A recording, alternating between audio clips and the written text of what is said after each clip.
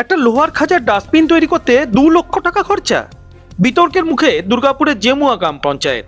Printing mistake স্বীকার করে নিলেন পশ্চিম বর্ধমান জেলা পরিষদের কর্মাধ্যক্ষ স্বাধীন ঘোষ। হচ্ছেটা কি, প্রশ্ন তুললেন বিজেপি নেতৃত্ব।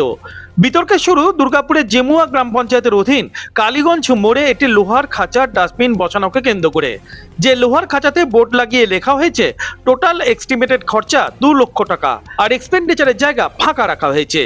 দিন কয়েক আগে এলাকা পরিষ্কার পরিচ্ছন্ন রাখতে এই ডাস্টবিন বসানো হয়েছিল জেমুয়া গ্রাম পঞ্চায়েতের তরফে। স্থানীয় ব্যবসায়ীদের একাংশের দাবি, আর যাই হোক, এর খরচা 2 লক্ষ টাকা হতে পারে না। আর বিতর্কের শুরুটা হলো এখান থেকেই। লেখা থাকলে কি 2 লাখ টাকা খরচা হয়? এটা কত হতে পারে? এটা তো মোটামুটি আনুমানিক সেটা বলতে পারবো না, অত আইডিয়া নেই। 2 লক্ষ টাকা হতে পারে না, অত হতে পারে না। হ্যাঁ, অত হতে পারে না, একটা তো অত হতে পারে না।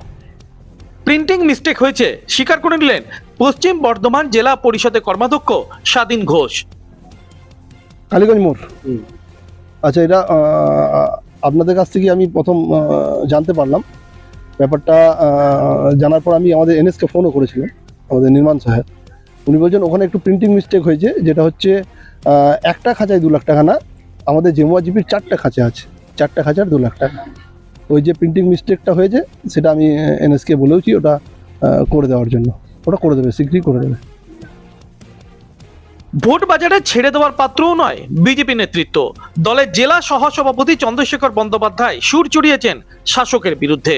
জেমুয়া গ্রাম পঞ্চায়েতের অন্তর্গত 20,000 টাকা দিয়ে যে একটি লোহার খাঁচা পঞ্চায়েতের থেকে তৈরি হয়েছে, সেটির আনুমানিক ব্যয় দেখানো হয়েছে 2 লক্ষ টাকা, শুকনো প্লাস্টিক ফেলার দ্রব্য হিসাবে।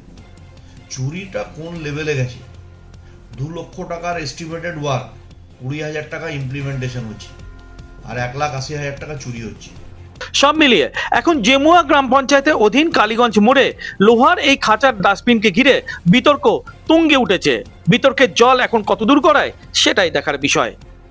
দুর্গাপুর থেকে অনুরাধা সেনগুপ্তর রিপোর্ট, খাঁটি খবর।